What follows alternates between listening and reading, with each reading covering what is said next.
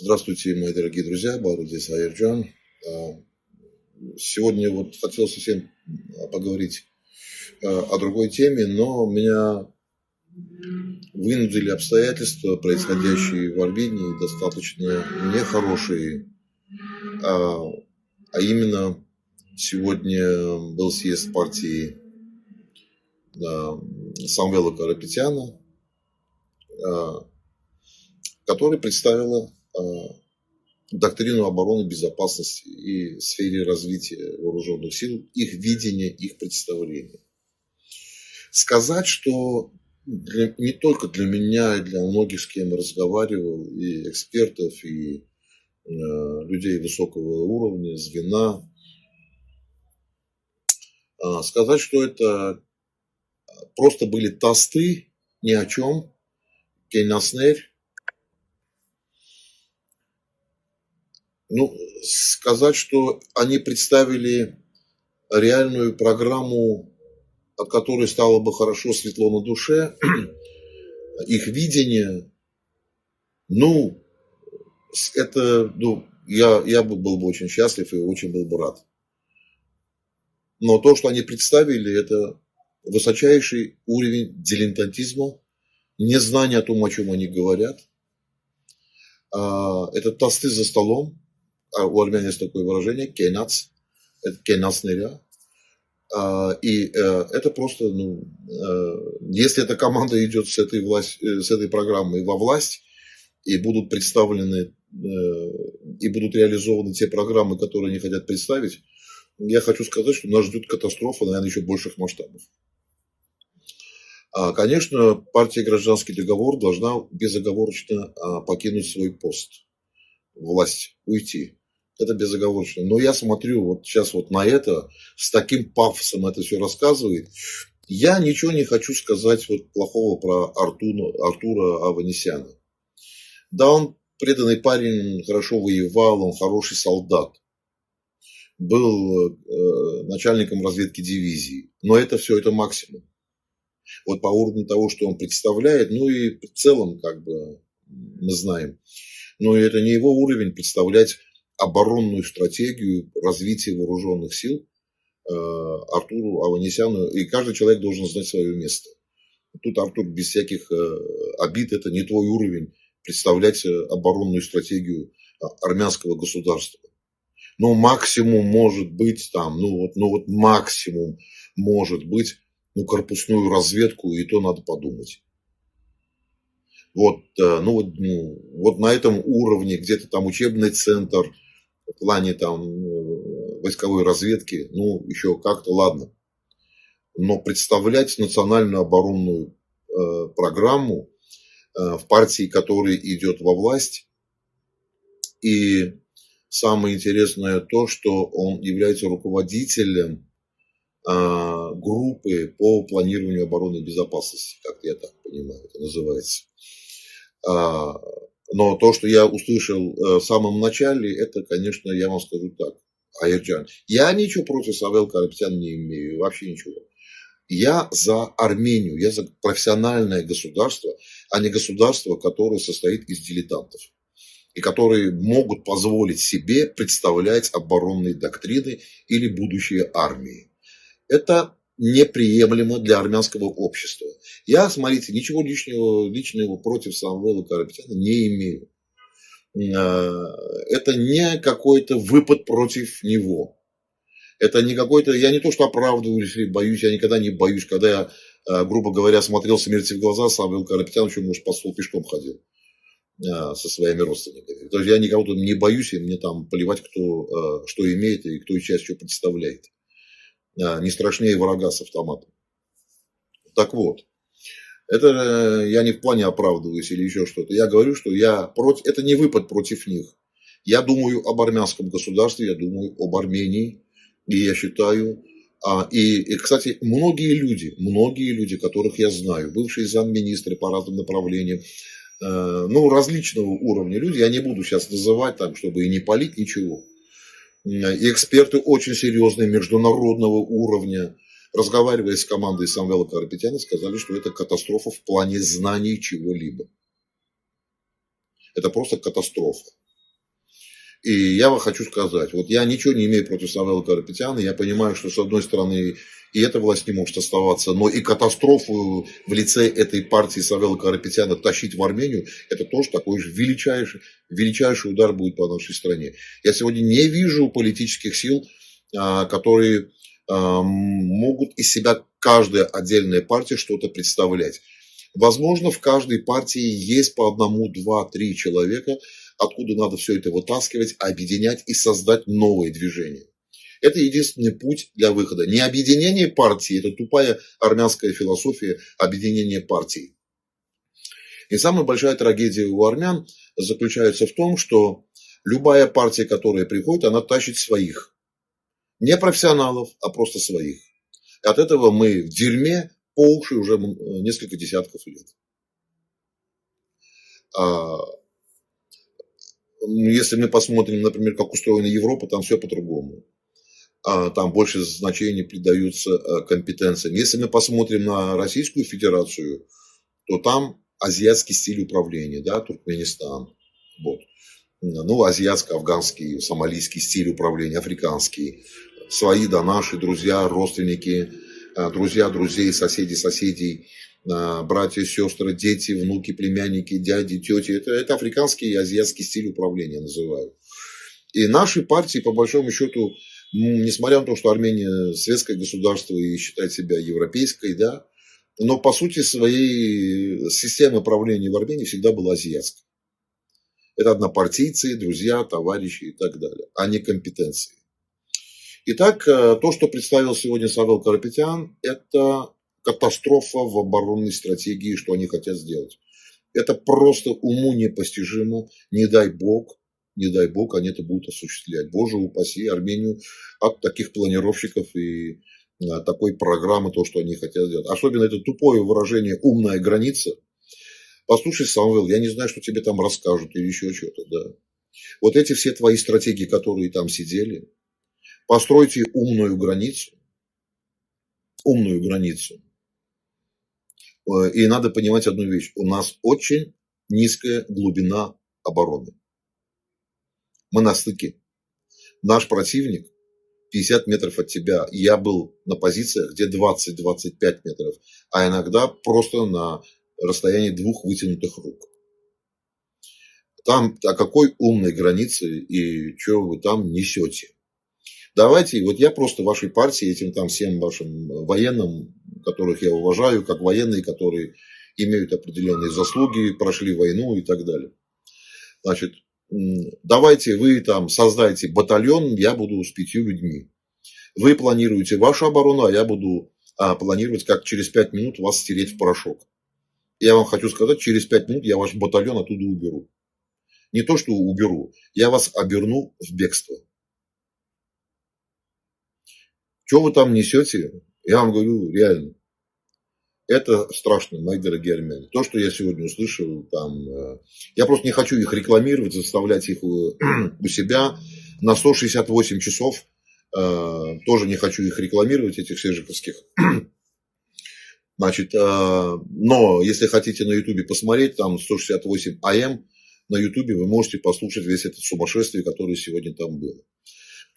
Итак, я хочу вам представить сейчас один ролик, который будет длиться 1 минуту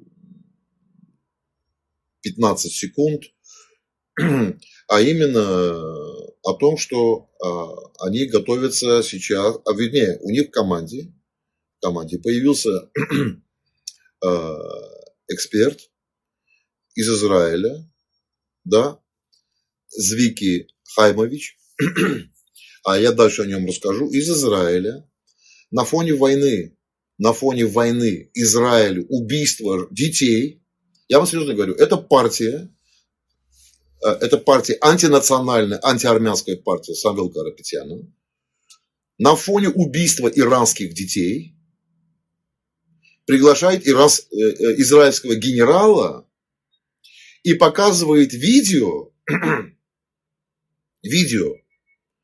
где они сбивают иранские ракеты. Я говорю, это вот в чистом виде, хотите знать, как враги армянского государства выглядят? Одних вы уже знаете, вот еще одних увидите. Показывать на фоне войны с Ираном, привести сюда израильского генерала, о нем сейчас я тоже расскажу.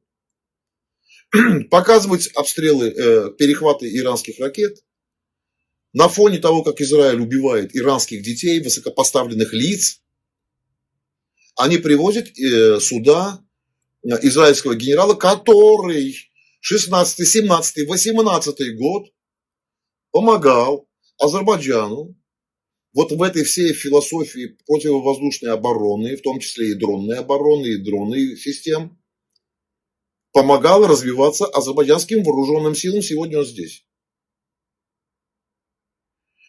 На тот период он командовал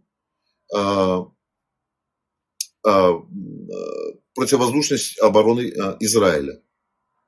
И еще раз хочу сказать, ничего против еврейского народа мы не имеем. Но генерал – это генерал. И тесно интегрированный с Азербайджаном в плане создания систем ПВО. И Азербайджан именно эту систему использовал в его период командования и интегрировал в свою оборонительную систему и доктрину. И этого человека на фоне войны с Израилем приводят сюда, в то время, когда израильские операторы убивали армянских солдат, помогали создавать дронные подразделения, беспилотные управления вместе с турецким генералом. И в 2016 году непосредственно от 4 до 6 операторов Израиля убивали армянских солдат. В 2020 году работала в основном вся система беспилотной авиации и ПВО Израиля. На этом фоне эта партия привозит израильского генерала, который на руках израильской армии есть кровь армянского солдата, которая помогала воевать против наших солдат в Арцахе и на границе с Арменией. Поэтому я обращаюсь к армянской контрразведке. Необходимо запретить контакты бывших военных с израильским генералом. Я объясню позже почему. Сейчас давайте пока посмотрим небольшой кусочек, он, правда, на армянском языке, просто там вы услышите фамилии, как представляют и так далее. А дальше я вам все расскажу. Իսրայելի հակաօթային պաշտպանության ուժերի նախկին հրամանատար, բրիգադային գեներալ, մեր թիմի փորձագետ Զվիկա Խայմովիչ.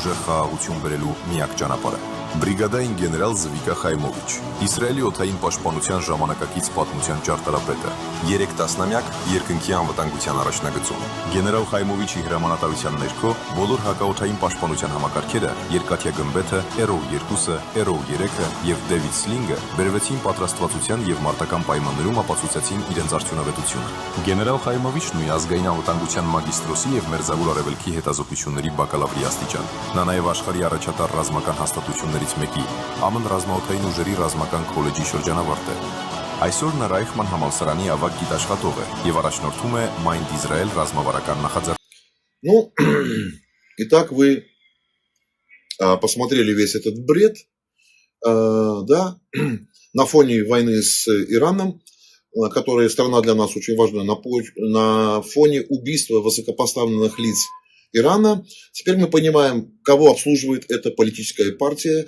и что ей плевать на армянские национальные интересы. Я хочу сказать, что это антинациональная партия Армении, ее надо назвать. Я долго молчал, долго терпел всех их тупым выкрутасом, но всему приходит конец, и еще одно антигосударственное какое-то там непонятное образование в Армении, это будет катастрофа. Итак, давайте разберемся. Просто нужно знать, как устроено все в Израиле, и что именно в период его командования силами ПВО Азербайджан активно в этом направлении работал с Израилем и продолжает сейчас. Итак, что касается случаев с фигурами, мы выписали сейчас все, там получили информацию и так далее. Что касается случаев с фигурами уровня Зивки Хаймовича, да? Есть несколько важных нюансов.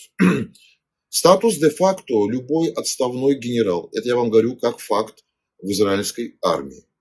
Значит, слушаем внимательно. Статус де-факто. Любой отставной генерал такого ранга в Израиле обязан сообщать Министерству обороны о своих зарубежных контактах и бизнес-проектах. Если он в ходе консультаций узнает, что критические и важные для безопасности Израиля, что-то критическое и важное для безопасности Израиля, он, безусловно, передаст это по официальным каналам.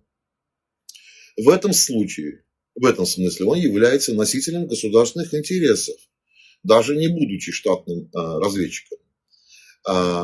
Достаточно легальный сбор данных. Когда люди уровня Хаймовича консультируют, например, европейские и другие страны по закупкам системы ПВО, он видит их слабые места, бюджеты и доктрины. Эта информация бесценна для Израиля. Чтобы понимать общую картину обороны союзников или партнеров это пассивная разведка, так называемая, да? То есть, еще раз повторю, это крайне важная, бесценная для Израиля информация, чтобы понимать общую картину обороны союзника или партнеров или противников. Или противников и его партнеров. Это пассивная разведка, которая происходит сама собой в процессе легальной работы. Значит, разница между сотрудничеством и службой. Разведка заинтересована не в том, чтобы сделать генерала шпионом, да, это так не работает, а в том, чтобы использовать его доступ к элитам других стран. Обычно всегда разведка подбирается таким образом. Генералы общаются с министрами и главными корпораций на равных. Туда, где, например, оперативнику Моссад пришлось бы пробираться месяцами, да, генерал заходит по официальному приглашению. Итак, вернемся во время командования Зивки Хаймовича силами ПВО Израиля с 15 по 18 годы. И в последующие годы военно-техническое сотрудничество Азербайджана и сотрудничество Израиля и Азербайджана достигло пика. Азербайджан стал одним из самых крупнейших покупателей израильской технологии, создав одну из самых плотных систем ПВО в регионе. Ключевые системы, некоторые ключевые системы, которые были поставлены или закуплены в этот период именно командования Хаймовича. Это ЗРК Барак-8, Барак-8МХ. Это основа современной ПВО Азербайджана. Система способна перехватывать самолеты, вертолеты, БПЛА и, что самое важное, оперативно-тактические ракеты типа «Искандер». Вот. Роль Хаймовича, как командующий ПВО, он курировал интеграцию этой системы в самом Израиле. Опыт эксплуатации, которым делились израильские советники, напрямую базировался на его доктринах. Железный купол Iron Dome, да, это значит, суть. В 26 году, в разгар службы Хаймовича, было официально объявлено о закупке Азербайджаном этой системы для защиты стратегических объектов, городов, реактивных снарядов и артиллерии. Азербайджан стал одним из самых первых иностранных заказчиков купола системы HEDS-3, Arov-3. Значит, это в скобках, да? Значит, самая мощная израильская система для перехвата баллистических ракет вне атмосферы. Значит, Хаймович лично руководил вводом HEDS-3 в строй в Израиле в 2017 году. Позже появились данные о заинтересованности в Баку в закупках элементов этой системы глубокой эшелонированной обороны. Радар EL Flash M 2084. Значит, это глаза израильской там ПВО, да, те самые радары, которые стоят на железном куполе. Результат этого взаимодействия Азербайджан интегрировал их в свою сеть, что позволило видеть цели на огромных расстояниях сотни километров. И так далее. Идем дальше. Этот факт часто упускают из виду, да, акцентируя внимание только на ПВО. Зивка Хаймович действительно имеет профильное академическое образование в этой сфере. Он окончил бакалавриат в Хайфском университете по специализации междисциплинарные исследования, армия, стратегия и разведка.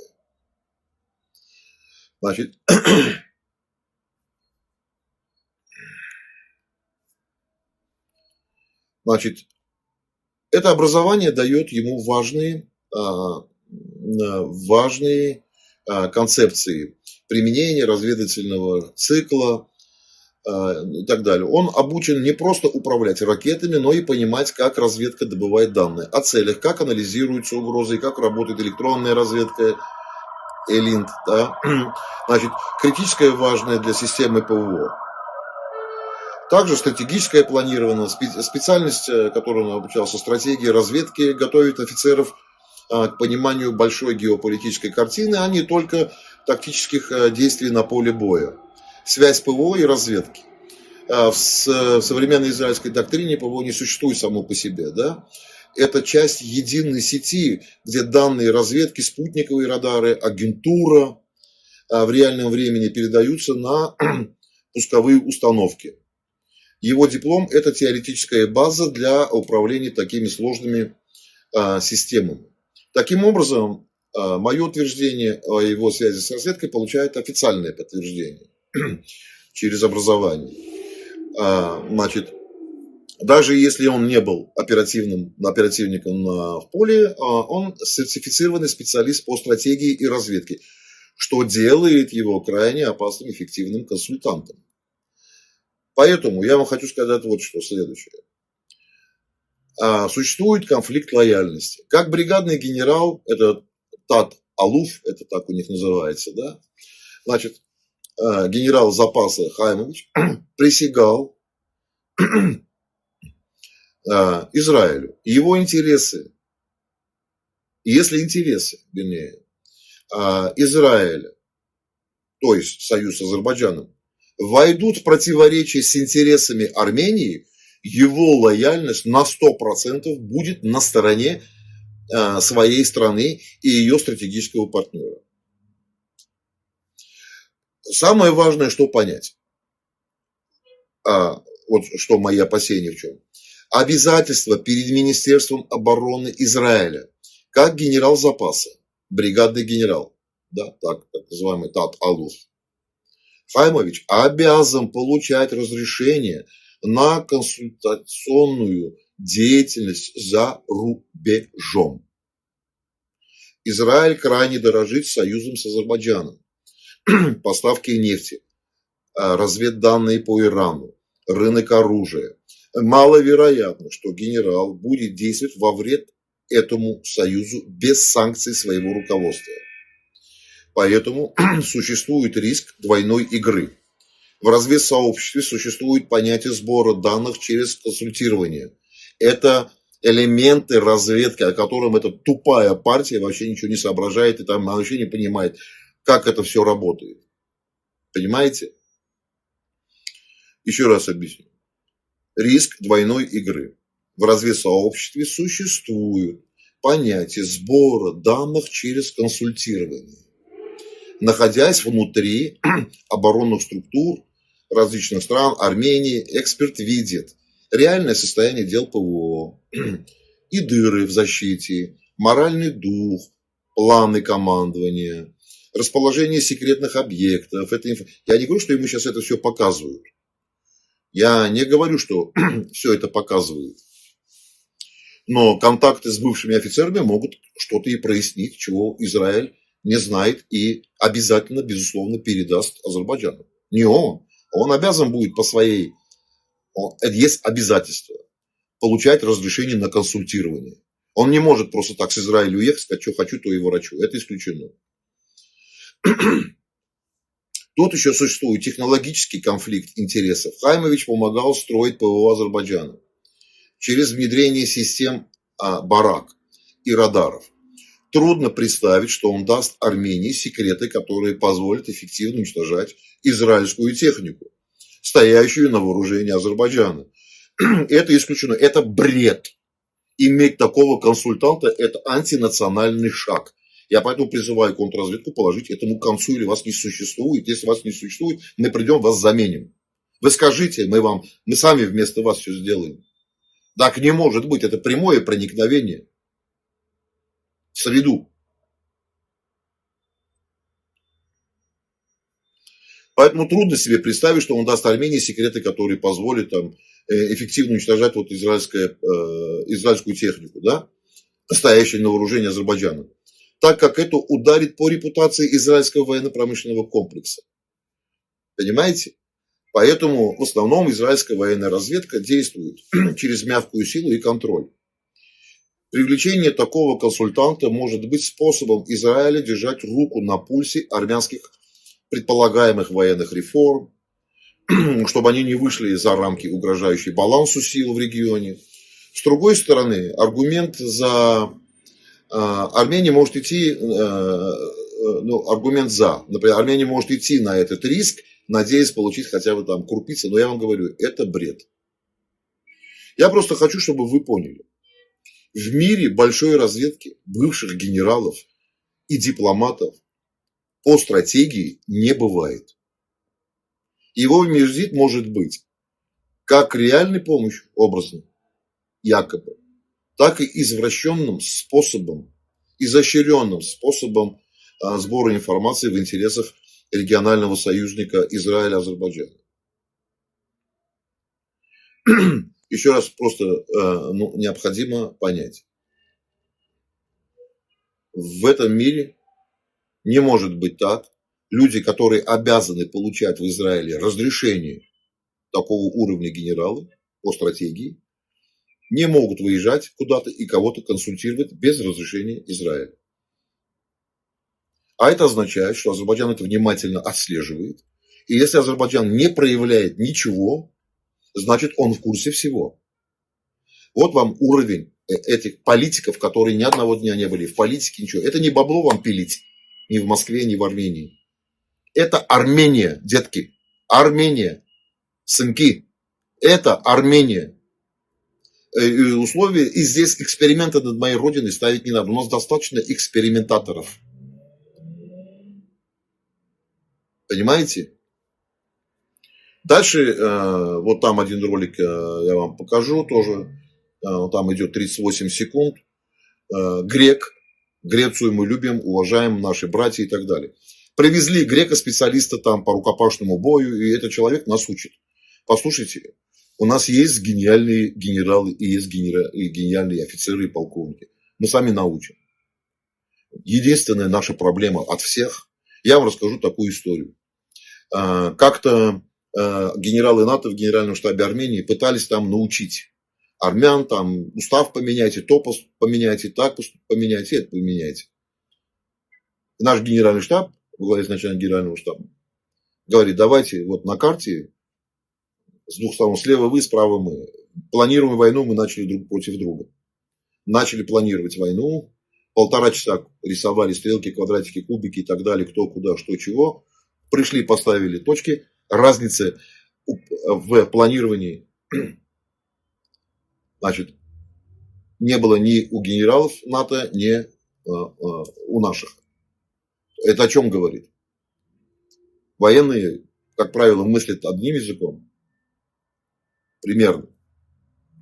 Но преимущество НАТО – это огромное количество денег, ВПК и так далее. А уж как воюет наш солдат и так далее, если была бы война сегодня в мире, даже из призывников, армянская армия была бы номером 1. Но, к сожалению, призывников больше не будет такой войны. Война другая. Более того, хочу сказать, необходима глубокая трансформация по войне. Наши думают сегодня все, и наши военные, и везде все думают, что Украина и Россия – это современная война. Это далеко не современная война. Это война пехоты и дронов, но это не современная война. Современная война сегодня ушла в воздух. Это господство в воздухе, это авиация. Поколение 5, 5+. Это не пехота и дроны. Сегодня наши сошли с ума, все тоже начинают говорить: дроны, пехота, дроны, пехота. Это опять будет русско-украинская война. Современная война, не наши эксперты, не наши военные, те, кто вот сегодня кого там Никол назначил, они вообще не понимают, что такое секретная война. Председатель комитета по обороне и безопасности нам бункеры показывает, Андроник Кочерян. Давайте, Андроник Кочерян, я вам быстренько продемонстрирую, как я ваши бункеры все эти заберу. С небольшим подразделением организую, даже ни одной потери не будет. Но там в бункере у вас никого не останется. Война сегодня строится по-другому, и хочу сказать всем. Украина и Россия – это не новая современная война. Она много чего поменяла, много чего переформатировала, но она далека от современной войны. Не может Украина и Россия вести современные войны. Они просто по своему уровню развития вооруженных сил на это не способны. А тут без обид для всех. Поэтому нам еще предстоит разработать и понять концепцию будущих войн. Но это колоссальное значение будет иметь военно-воздушные силы именно. Безусловно, ПВО. Ну и много чего сопутствующих. Но это в том числе и целая стратегия, концепция развития государства. Всех уровней и ветвей жизнедеятельности государства. Нету такого, что не затрагивает сферу, любую сферу во время боевых действий и войны, и ведения войны. Значит, тут большой пласт работы. Доктрина национальной безопасности, закон об обороне, закон об обороне и безопасности в Конституции, выработка нормативных актов, документов, материалов, инструкций и так далее, поведение правительства, населения, медицинской службы, перевод ее на военные рельсы государства, абсолютно всего и вся, там запасы, государственные резервы. И там у нас государственных резервов нет в стране, вы понимаете? Так вот, ладно, вернемся, я вам расскажу просто, что он говорит, там 38 секунд. Без всякой обиды, греков мы любим, наши исторические братья, но армяне поймут, а другим немножко расскажу. This is where special forces play a critical role. These are not simply soldiers with additional training. What distinguishes them is their mindset, their ability to remain calm under pressure and make decisions when time is limited and uncertainty is high. Much of their work is unseen, but their value is clear. They give a country the ability to respond quickly and responsibly when serious changes arise. For Armenia, this capability is vital. Итак, человек рассказывает поведение солдата, он должен быть готов к экстремальным, стрессовым таким состояниям. Дальше там показывали ролик, как рукопашный бой вести, что такое психология и так далее. В общем, нам этого не надо учить. У нас есть специалисты, мы сами это знаем, мы сами это можем сделать. Единственная проблема в армии – это дееспособное правительство и финансирование. Другой проблемы у нас нет. Остальное мы сделаем, и военно-промышленный комплекс, и все остальное, и технологии. Поэтому я хочу сказать, когда я слышу, что такие партии, еще есть одна партия, которую Петровская Заряна говорила, что от Зота до Карвачара, Кельбаджара мы, значит, можем 2 пулеметами держать линию обороны. Эти люди тоже идут во власть. Вы представляете уровень катастрофы в Армении? Представляете, что нас ждет со всеми этими политиками? Эта девушка там пафосно так рассказывает, с таким кайфом. Представляю вас. Послушайте, я там посмотрел, я там многих людей увидел, не хочу никого обижать. Но я хочу сказать, что это катастрофа. А некоторые людей я там увидел, которые для меня близкие люди, да, я вообще не понимаю, как они оказались в этом бреду. Просто не понимаю. Есть люди, которых я увидел, которые везде как затычка, везде. Какое любое движение, эти люди там. И таких увидел. Слева направо, как британский флаг. Куда ветер подует. Мои дорогие соотечественники. Вот я вам сказал, где вы можете это видео посмотреть, если вы хотите разбить свой телефон, выкинуть телевизор, и так далее. Можете зайти и посмотреть это представление национальной вот этой программы обороны, доктрины, там, военной развития. Это катастрофа. Что они там несут? Мне сказали и по линии сельского хозяйства такая же беда там у них, и по многим другим направлениям, и по внешней политике, и по внутренней политике. Там нету ни одного компетентного человека. Просто. Очень жаль и очень обидно. К сожалению, простые люди этого не понимают. Вы верите там в безналоговость, вы там верите в какой-то Сингапур, вас превратят. Послушайте, когда только мы будем развивать научно-технический потенциал страны, когда мы переформатируем государство в системе борьбы с коррупцией, мы больше внимания уделим медицине, науке, обороне, и тогда наша страна начнет развиваться. А когда вам говорят, что к нам в страну придут инвестиции, это бред. Никол Пашинян тоже говорил, что придут в страну инвестиции. Ни хрена ничего не пришло.